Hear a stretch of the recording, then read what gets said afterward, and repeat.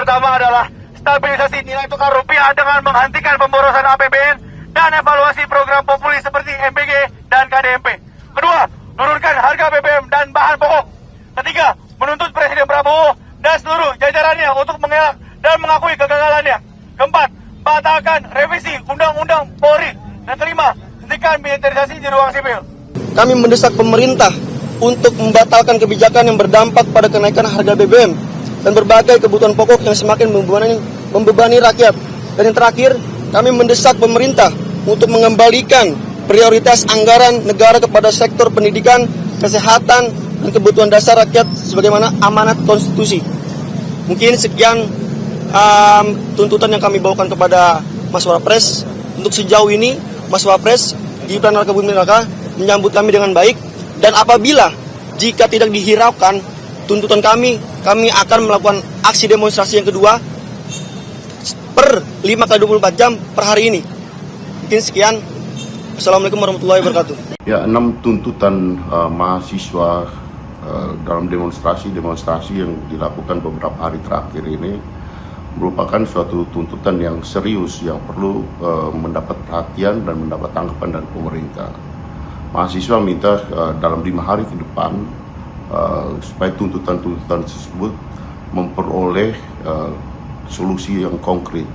Oleh karena itu pemerintah pun harus menanggapi secara serius tuntutan-tuntutan mahasiswa. Soal turunkan harga BBM merupakan langkah konkret yang bisa dilakukan. Kemudian juga hal yang menyangkut koreksi terhadap program-program unggulan pemerintah yang menyedot biaya terbesar dari APBN. Untuk itu langkah-langkah konkret perlu mendapat perhatian dan direspon oleh pemerintah secara positif. Pertama-tama, PDI Perjuangan sangat mengapresiasi dan menghormati gerakan moral yang dilakukan oleh adik-adik mahasiswa. Bagi kami, mahasiswa adalah salah satu pilar penjaga demokrasi dan penyambung lidah rakyat. 6 poin yang dibawakan sebagai tuntutan adik-adik mahasiswa, mulai dari soal makan bergizi gratis, Undang-Undang Polri, hingga stabilitas rupiah dan harga BBM, adalah isu-isu real yang memang sedang dirasakan langsung oleh masyarakat di bawah. Mengenai fokus pembenahan, PDI Perjuangan melihat ada 3 kata kunci utama yang harus dilakukan oleh pemerintah saat ini. Pertama, soal transparansi. Kedua, soal keadilan sosial. Ketiga, kehati-hatian regulasi. Evaluasi program MBG dan KDMP, pemerintah harus memastikan program makan bergizi gratis tidak hanya menjadi proyek kosmetik, melainkan harus berbasis pada komoditas lokal dan melibatkan masyarakat desa secara langsung, bukan malah mematikan UMKM daerah. Koperasi Desa Merah Putih juga harus diaudit agar pengelolaannya akuntabel dan tidak melahirkan monopoli dan pemborosan baru. Singkatnya, moratorium MBG dan KDMP sampai audit menyeluruh itu selesai. Peninjauan Undang-Undang Polri dan stop militerisme, PDI Perjuangan menegaskan bahwa reformasi institusi keamanan harus berjalan di rel demokrasi dan supremasi sipil.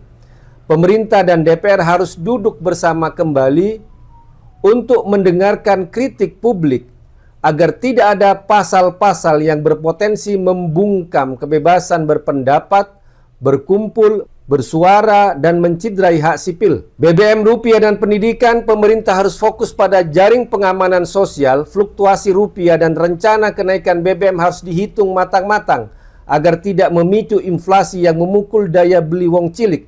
Sementara untuk pendidikan, anggarannya harus benar-benar diefektifkan agar tidak ada lagi anak bangsa yang putus sekolah karena biaya pendidikan yang mahal.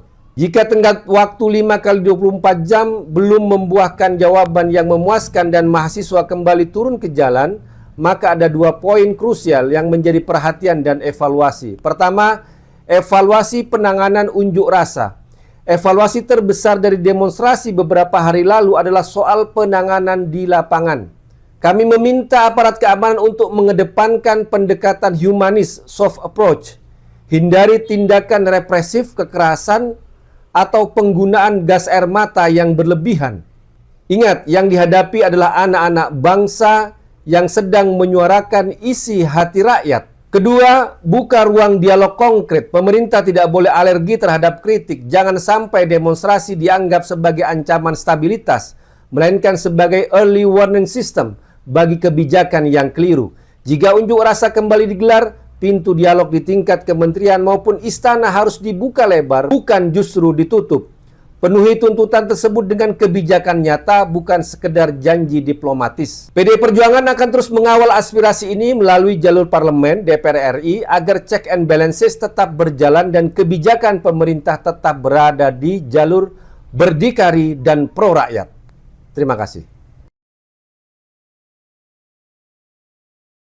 Saudara, kecepatan informasi dan akurasi data adalah komitmen kami. Satu langkah lebih dekat, satu langkah lebih terpercaya. Saksikan Sapa Indonesia Malam di Kompas TV Channel 11 di televisi Anda.